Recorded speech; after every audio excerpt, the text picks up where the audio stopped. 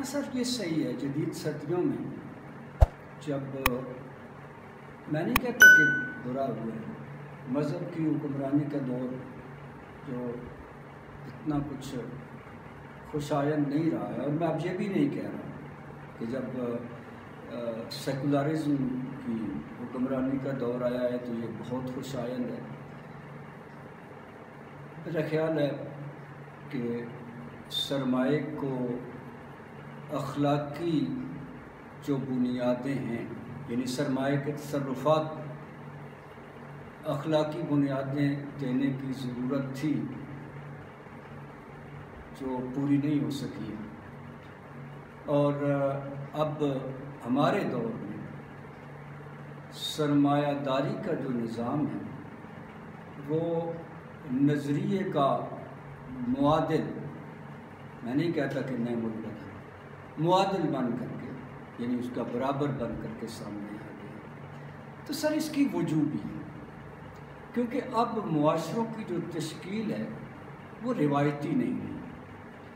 ان میں جو مختلف طبقات وجود میں آئے، ان سب کی اس میں گنجائش پیدا کرنے کے لیے جو رواداری ہے، کچھ لوگ بجا یا بے جا طور پہ، مجھے اس سے بحث نہیں ہے، سیکولرزم کا ترجمہ لادینیت سے کرتے ہیں. مجھے اتنا ہضم نہیں ہوتا. بہرحال یہ ایک ضمنی بات ہے. یہ جو سرمائے کی حکومت کا جب سے بھی رواج چلا ہے، ہمیں پتہ ہے کب سے چلا ہے، تو اب جو ہمارے عمومی قومی ڈھانچے ہیں اس میں جو موجود مذہبی عقائدیں ہیں ان کو متحد اور مطمئن رکھنے کے لیے سمجھا جاتا ہے، خارجی تجربوں سے جہاں یہ ہوئے ہیں ان کی وجہ سے ہی سمجھا جاتا ہے. اس کو بہتر یا اصل نظام تصور کیا جاتا ہے. میرا اس پہ صرف اعتراض یہ ہے کہ اگر آپ سرمائے کو یہ حق دے دیں کہ وہ انسان کی جو قدریں ہیں ان کا بھی فیصلہ کرے گا، تو یہ اس کو آپ اس کی حیثیت سے زیادہ دے دیں. سرمائے کو آپ نظام کے بجائے ایک قدر کے طور پر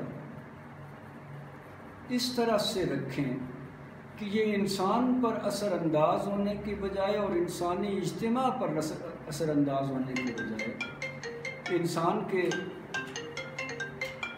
معاون کے طور پر انسان کی مدد کرے.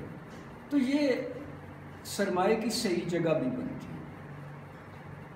جو لوگ یہ سمجھتے ہیں کہ اخلاق، روحانیت اور قدریں سرمائے کے آگے بے بس ہو گئی ہیں اور اس سے پٹ گئی ہیں، تو یہ دراصل بالکل سچ نہیں ہے.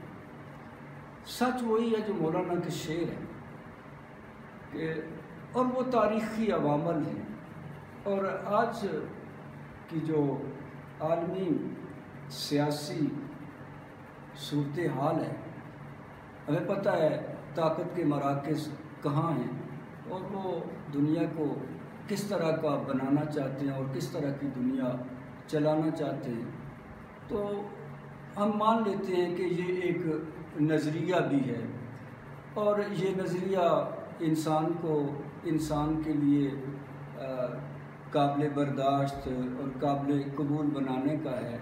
لیکن یہ انتظام تو مذاہب نے بھی، دیکھیں سر صحیح ہے، دیکھیں اگر مذاہب نے باہمی چپکلشیں کی ہیں اور جنگیں لڑی ہیں، اور یہ افسوسناک پہلو ہے کہ انہوں نے تاریخی طور پہ مذاہب نے ایک دوسرے کا بہت خون بہایا ہے، لیکن اگر تھوڑا سا تفصیل سے ہم دیکھیں سرمایہ کی حکمرانی کے ادوار کو، تو یہ بھی کچھ بہت آرام دہ اور بہت مطمئن اور بہت کوئی قابل تاریخ کا مالک نہیں ہے۔ اس میں زیادہ خون بہایا ہوا ہے۔ اب سر یہ تو پھر میں احتیاط اس لیے کر رہا ہوں کہ بات اعداد و شمار تک چلی جائے گی، لیکن ابھی میں آپ کے سامنے عرض کروں کہ ایک اطلاع کے مطابق جو انسانی حقوق اور سیکولرزم کا سب سے بڑا مرکز امریکہ مانا جاتا ہے، اس نے دنیا کے 1/4 حصے کا محاصرہ کر رکھا، 1/4 حصے کا۔ وہ 1/4 حصہ ایسا ہے کہ جو امریکہ کے لیے کسی بھی طرح سے کوئی بھی خطرہ نہیں۔ تو اس بڑے پیمانے پر انسانوں کو مسائل میں رکھنا، سر مذہب انسان کے بارے میں بڑا رعب ہے۔ مذہب کی جو حکومت کی اشاعت ہے، اس کی وجہ ہی اس کے بطن اور قلب میں انسان کے لیے موجود رافت اور رحم دلی ہے۔ انسان کے لیے وہ بہتر جگہ بنانا چاہتا ہے۔ انسان مذہب کرتا کیا ہے؟ کبھی انسانوں میں مساوات پیدا کرتا ہے، کبھی ان میں مواخات پیدا کرتا ہے۔ سرمایہ ایسا کچھ بھی نہیں کرتا۔ سرمایہ انسانوں میں تبعیض پیدا کرتا ہے، تفاوت پیدا کرتا ہے، اونچ نیچ پیدا کرتا ہے، بعض کو بعض کی ملکیت میں دے دیتا ہے، بعض کو بعض کی حکومت میں دے دیتا ہے۔ اگر ہم جو اخلاقی ادوار تھے حکمرانی کے، ان میں جو حکومت اور اقتدار کی جو کیفیت ہے، اس کو جب ہم دیکھتے ہیں تو ہمیں حیرت ہوتی ہے کہ اتنے دور کے ادوار میں انسان اتنا تہذیب یافتہ تھا، جس کی طرف میں اشارات نہیں دینا چاہتا۔ مثلا ہماری تاریخ اسلام میں تو ہمیں جو انسان کا اخلاقی وجود، انسان کا جو اخلاقی مطمع نظر اور انسان کا جو اخلاقی مقام اور مرتبہ ہے، اس کو سیکولرزم اور سرمایہ داری کے ذیل اور طفیل میں نہیں دے دینا چاہیے۔ کوئی بھی نظام ہمیں قابل قبول ہوگا جو انسان کے لیے حفاظتیں، سہولتیں، آسائشیں اور گنجائشیں پیدا کرتا ہے۔ اگر سرمایہ داری اور سرمایہ دارانہ نظام یہ ساری ضرورتیں پوری کرتا ہے، تو پھر کیا ہمیں اس کو بطور نظام قبول کر لینا چاہیے؟ یہ سر وہ سوال ہے جہاں آ کر کے ہم باقی دنیا سے مختلف ہو جاتے ہیں کہ ہم ضرورتوں اور سہولتوں کے لیے زندہ نہیں ہیں۔